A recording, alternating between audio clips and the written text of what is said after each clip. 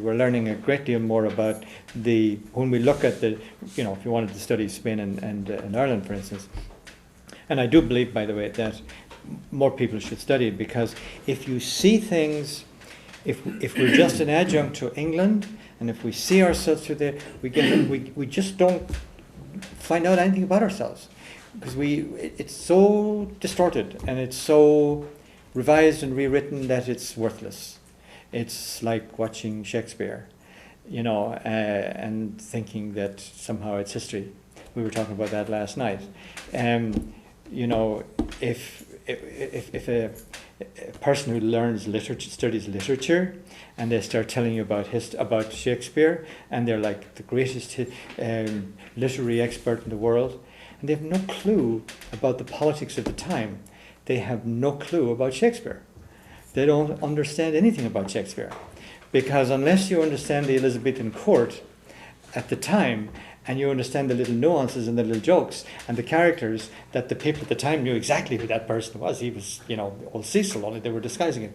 So you have to know who was in the theatre at the time, and what they expected to hear, or maybe what was said, the little stuff like that. Then you understand the lines in Shakespeare a lot better, because now you understand that it was like a royal performance for so and so. It'd be like watching the Kennedy Center and seeing if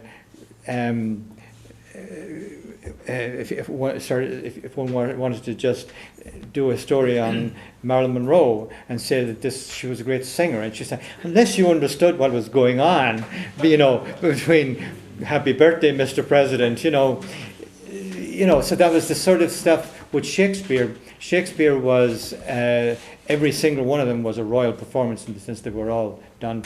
So when you overlay these various things, then you start to get an idea. I think you start to get a much better perspective on history.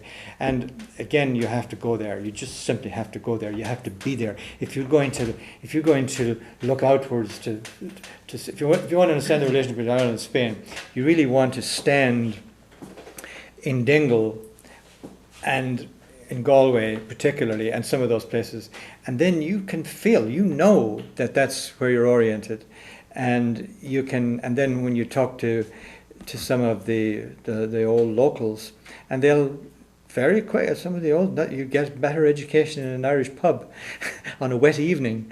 Only make sure you don't go into the hotel bar. You go to the local where, and they used to have a spittoon.